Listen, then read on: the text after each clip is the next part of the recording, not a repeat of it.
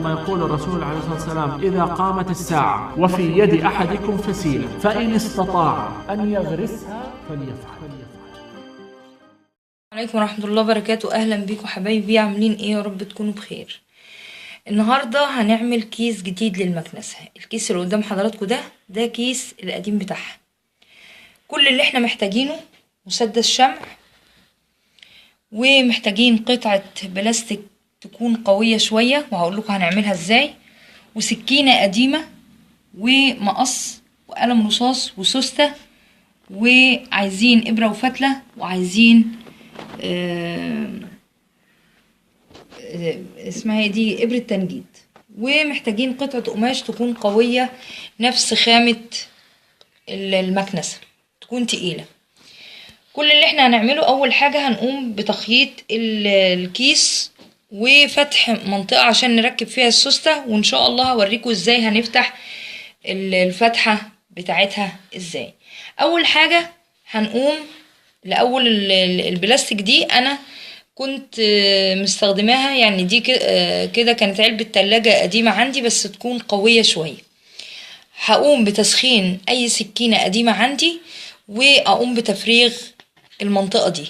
أقيسها الأول على المنطقة بتاعة الكيس القديم وأقوم بتفريغها، وبرضو هسخن الإبرة بتاعة التنجيد وهفتح الفتحات دي عشان أقوم بتثبيتها بعد ما ألزقها بمسدس الشمع. وبعد كده هقوم بعد ما فتحت أنا المنطقة دي هروح مثبتاها على القماش وبالقلم الرصاص، وهقوم برسم فتحة أو دايرة، دي اللي هقوم بتفريغها اهي. قمت بتفريغها، وبعد كده هقوم بالمقص واقوم ازيلها. وبعد ما احنا قمنا بتفريغها اهو زي ما حضراتكم شايفين اهو، انا قمت بتفريغها، هقوم بلزقها بمسدس الشمع. انا قمت بلزقها اهو زي ما حضراتكم شايفين، قمت بلزقها جامد واخرج الهواء واضغط عليها جامد. وبعد كده اكون محضرة ابرة وفتلة برضو عشان خاطر ازود في التثبيت. ودلوقتي حبايبي بعد ما ثبتناها بالابرة والفتلة هي جمدت كده، انا لزقاها بالشمع وخيطت وثبت بالابرة، هي بقت ثابتة خالص مفيش اي مشكلة اهو.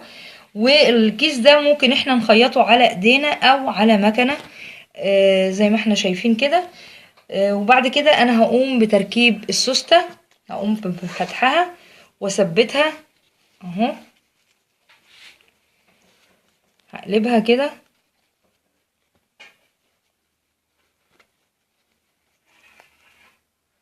انا هركبها بالطريقة دي. هقلب السوستة كده على المنطقة اللي تحت واقوم بتركيبها كده عشان بعد ما تتثبت تبقى كده. حبايبي دلوقتي حبايبي بعد ما قمنا بخياطتها اهو زي ما حضراتكم شايفين اهي، ادي انا ركبتها اهو. حاولت ان انا اقفل برضو من الجناب عشان خاطر ايه ما يبقاش في مشاكل في انها تخرج منها تراب اهي. وادي الكيس بعد ما احنا قمنا بعمايله اهو، الاتنين قريبين من بعض. وفي النهاية ارجو ان يكون فيديو عجبكم، والسلام عليكم ورحمة الله وبركاته.